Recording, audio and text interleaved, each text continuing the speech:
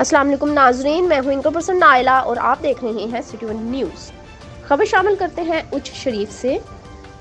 अहमदपुर शर्किया के नवाही इलाका कुंडी पड़ियाल में मुतासरा खानदान थाना सदर पुलिस और बाअसर जिम्मेदार के खिलाफ सरापा एहतजाज। बाअसर जिम्मेदार सैफुल खौद ने अपने 40 अफराद साथियों के साथ मिलकर प्लाट पर कब्जा करने की खातिर घर में घुसकर तशद्दुद का निशाना बनाया। चादर चार दीवारी का तकद्दुस पामाल करते हुए औरतों और मर्दों को तशद्दुद के बाद शदीद जख्मी कर दिया। पुलिस को इतला देने के बावजूद 2 घंटे बाद पहुंची थाना सदर पुलिस ने बाअसर जिम्मेदार के खिलाफ कार्रवाई करने के बजाय मुतासरा खानदान पर मुकदमा दर्ज कर दिया। मुतासरा खानदान ने वज़ीर आला पंजाब उस्मान बज़दार से अज़-ए-खुद नोटिस लेने का मुतालबा कर दिया। रिपोर्ट कर रहे हैं मुमताज हुसैन मौलाना, crime reporter, city one news Bahawalpur से।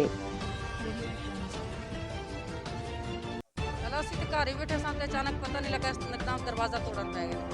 दरवाज़ा नहीं टूटा हुआ, दीवार टप्पे अंदर आके ताले तोड़ के दीवार आदमी सारे दीवार टूटे जिन्हें के बच्चों भी मारिया ने, आदमियों भी मारिया ने, जिन्हें को जख्मी हो तो बंदे कर जबरदस्ती उन्होंने पड़े। सानू इस गल का इंसाफ चाहिए कि असं इन्ने चिर ने बैठे साड़ा केस चलता पाया। जो साड़ा केस चलता पाया साड़ी दीवार उन्होंने टप्पण का कोई हक नहीं है। जो साड़ा केस खत्म होएगा साड़ा जो मर्जी होएगा उन्होंने हक च हो जाएगा तो लैंगे। जिन्हें साड़ा केस चलता पाया साड़ी उन्होंने की हक साढ़े ते बात करना। जो सानू आखते कि साड़ा केस चलन दिया तुसीं कुछ नहीं कर सकते, असीं तो कुछ नहीं किया। असीं तो कोई उदों दी इट भी नहीं लाई जो सानू रोकिया ने।